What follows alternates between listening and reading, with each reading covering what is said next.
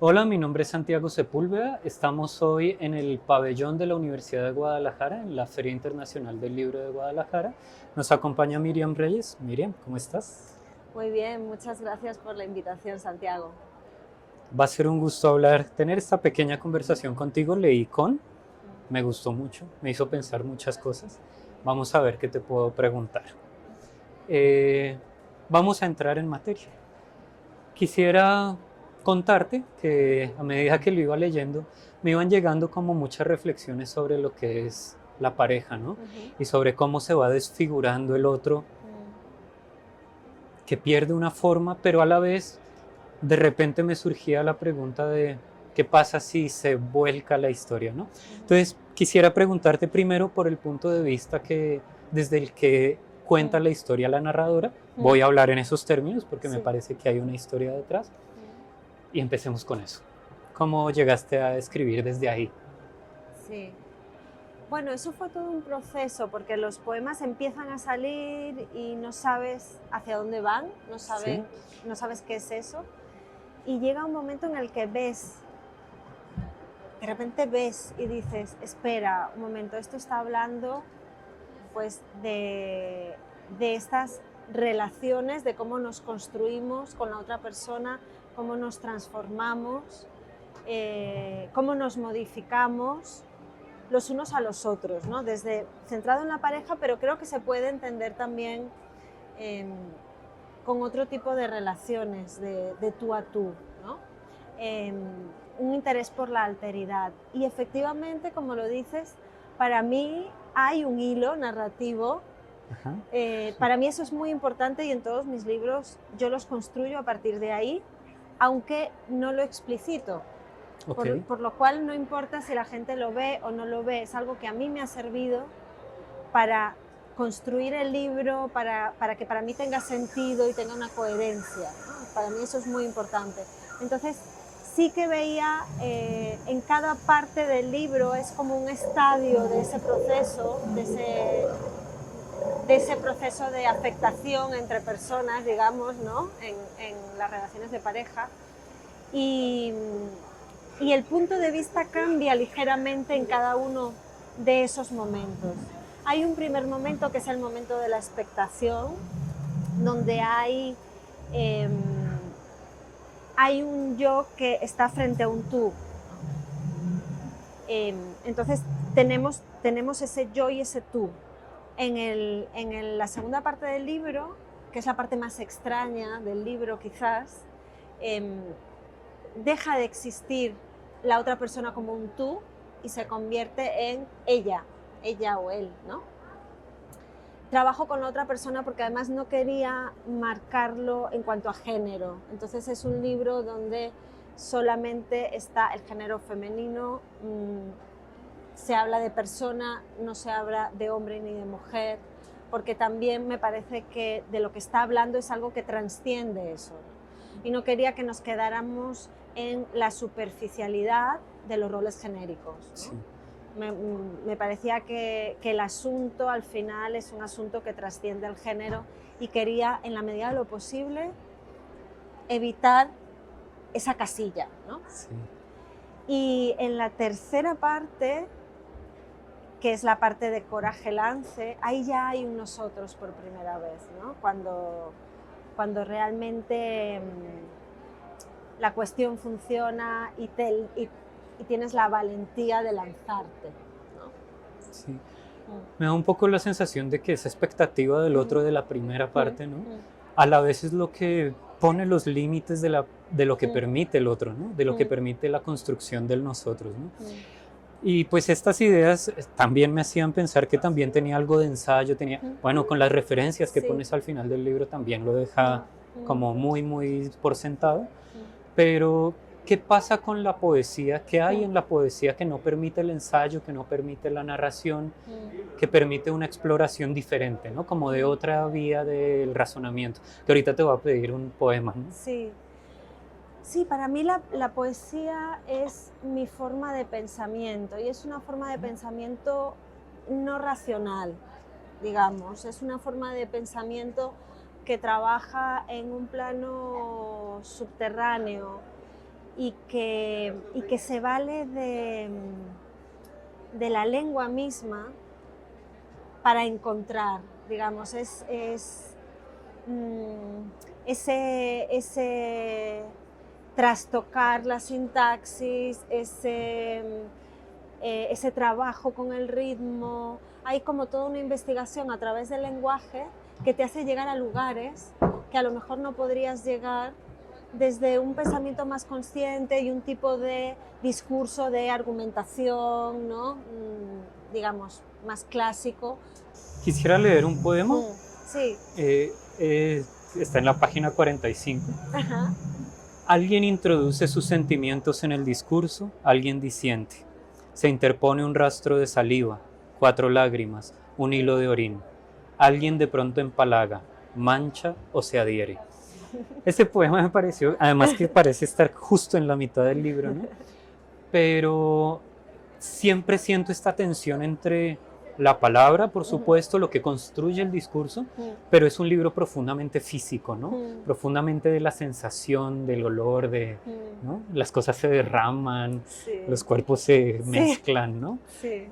Quisiera preguntarte por eso, pues bueno, no preguntas, sino que me cuentes un poco sobre ese conflicto entre lo que decimos y lo que somos en el cuerpo, ¿no? Sí, claro. Bueno, ese conflicto es una de las cosas que mueve mi escritura. El preguntarme sobre ese conflicto, el intentar ver qué es esto, de dónde sale, qué nos hace, ¿no? La materialidad y lo sensorial es muy, muy importante para mí. No me preguntes por qué, eso ya son cosas, yo creo que tienen que ver, bueno, con cada uno, cómo es. Se verá con el psicoanalista. No sé si exactamente, o si hemos nacido así ya, no se sabe, pero es verdad que es una constante en lo que escribo, esa sensorialidad. Escriba de lo que escriba. Para mí es muy importante esa experiencia sensorial de la vida, ¿no?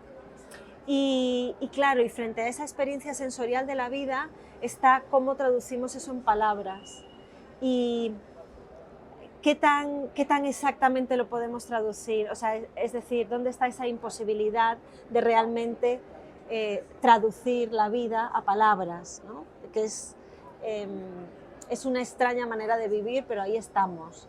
Entonces, como que me encuentro continuamente con eso cuando escribo y me gusta que esté en el libro, porque lo que me gusta es precisamente que te lleve a preguntarte sobre eso o a experimentar algo, porque al final las palabras nos hacen cosas y eso es importante también, es un deseo, hacer cosas con las palabras, ¿no? Hay una pregunta que no había pensado, que no había planeado. Voy a tener mucho cuidado en hacerla porque es conflictiva.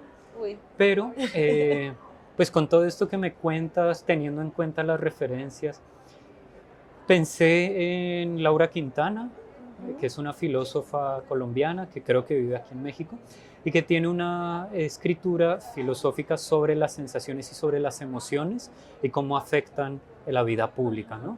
El Estado incluso.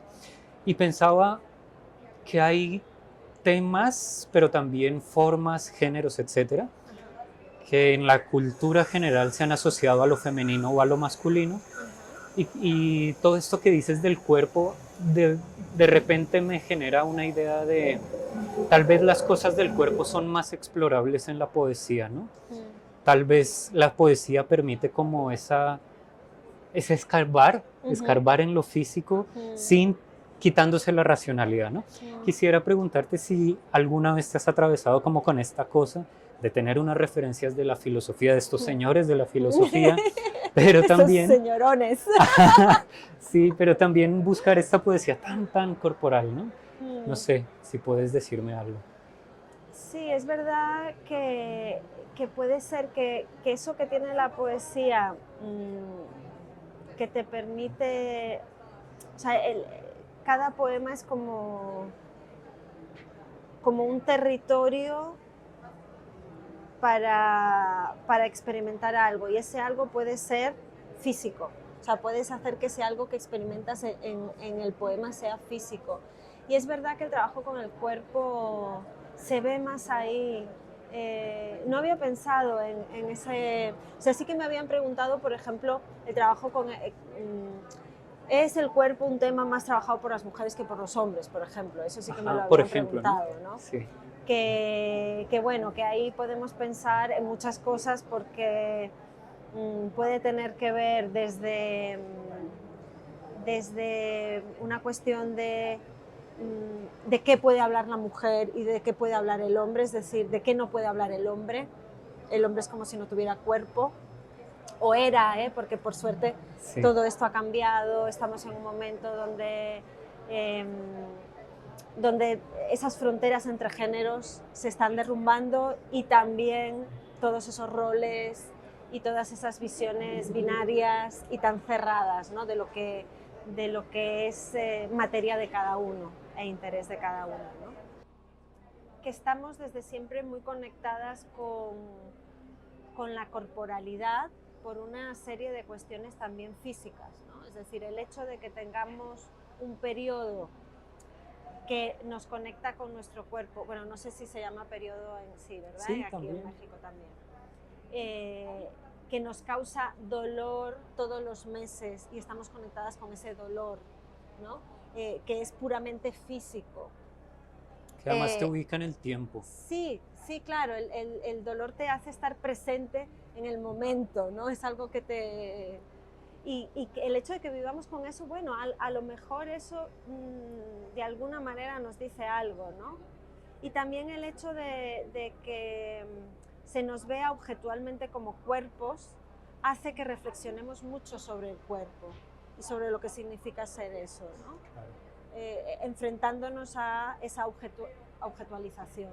Bueno, en fin, hay muchos factores que pueden estar ahí, pero qué interesante la referencia que me has dado porque no la conozco y la voy a buscar. Una cosa muy bonita que me está pasando, bueno, apenas llegué ayer, pero ayer en otra entrevista también pues me hablaron de otras poetas mexicanas, entonces voy como descubriendo hilos de los que tirar y voces que descubrir. Laura Sí. Quintana, me has Sí, dicho. publicada Pues, por sí, Herder. la voy a buscar, sí. Bueno, yo creo que para ir cerrando quisiera preguntarte sobre la dedicatoria, cómo nació esa dedicatoria Ah, bueno. y si tú quieres complementar Sí, con algo más, sí. adelante. La dedicatoria celebrante, que digamos es la última parte del libro, como una especie de coda, nace, o sea, viene inicialmente de un experimento que había hecho creo que fue en el año 2010, de poesía expandida en homenaje a Góngora, a las soledades de Góngora. Entonces, el experimento que yo hago en ese momento es diferente a este, pero son primos, digamos.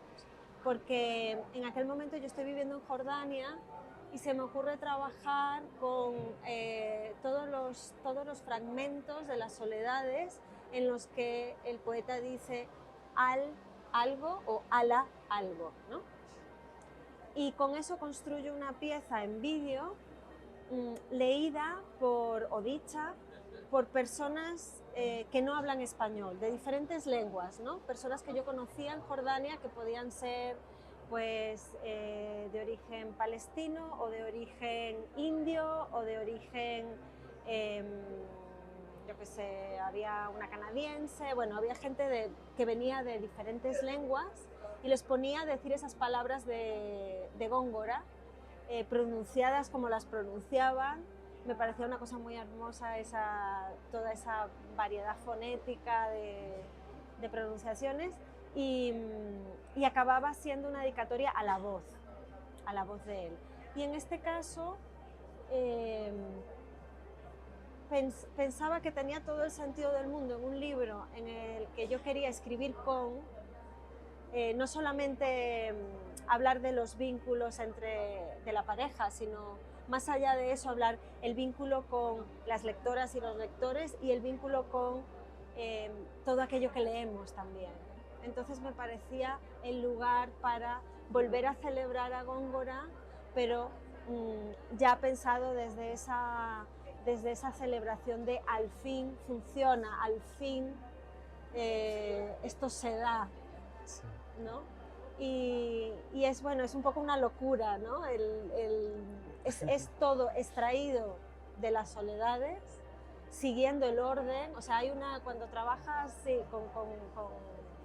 en poesía experimental tienes que ponerte unas reglas y Sí. tienes que seguir las reglas porque si no estás haciendo trampa. Entonces va en orden y son todos los fragmentos en los que tenemos este tipo de construcción, ¿no? Y van separados por al fin, cada vez que repite al fin. Pues Miriam, muchas gracias por tu tiempo. Muchas gracias a ti, ha sido un placer. Un gusto. LCF, una comunidad que imagina.